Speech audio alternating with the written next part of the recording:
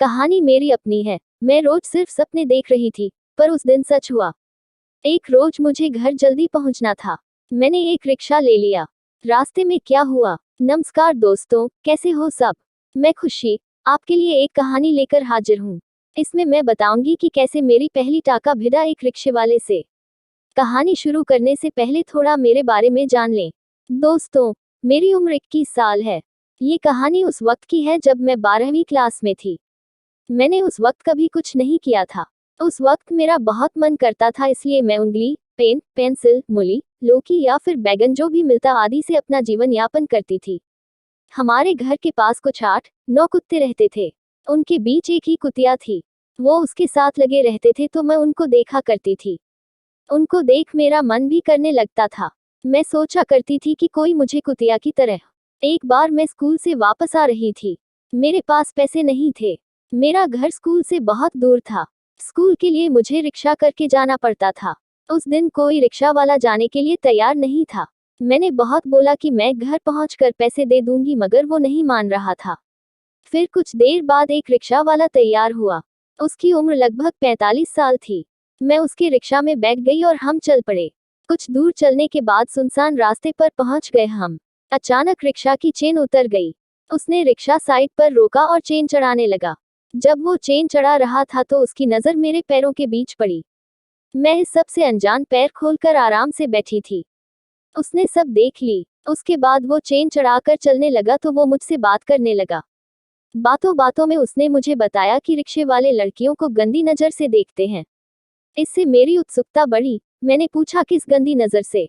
तो वो बोला तुम नहीं समझोगी। मैंने बोला आप समझाओ मुझे, ताकि मैं इन सब चीज़ों का ध्यान रख सकूं। तो वो बोला बुरा मान जाओगी।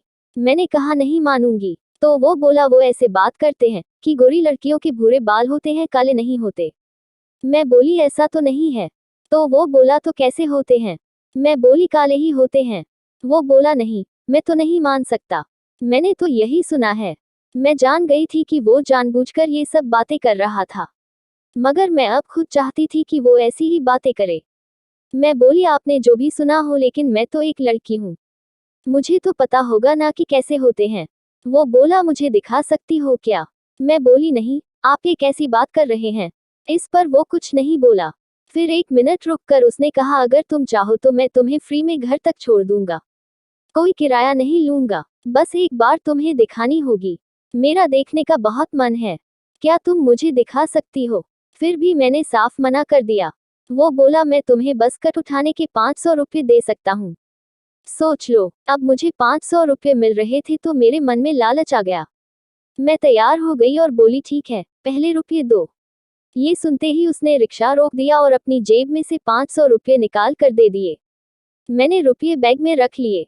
सड़क के पास ही खेत थे। खेत में सरसों उगी हुई थी।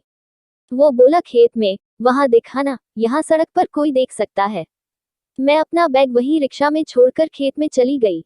मैं थोड़ी दूर जाकर बैठ गई। बैठने के बाद मैं दिखाई नहीं दे रही थी। मेरे पीछे पीछे वो आ गया और पास में बैठ गया। फिर मैंने शर्माते हुए दिखा दी। वो देखता रह गया। वो बोला बहुत अच्छी है, मैंने आज तक ऐसी चीज कभी नहीं देखी। फिर बोला अगर मुझे ये तरबूज दिखा दो तो मैं और 500 रुपये दूंगा। ये बोलते हुए उसने 500 का नोट मेरी तरफ बढ़ाया। मैंने बिना सोचे नोट पकड़ लिया। फिर उसने मेरा पूरा काम निपटाया। फिर वो कपड़े पहनकर बोला पहले मैं बाहर जाता हूँ, फिर तुम आना। ये बोलकर वो रिक्शा के पास चला गया। कुछ देर बाद मैं भी सड़क पर चली गई।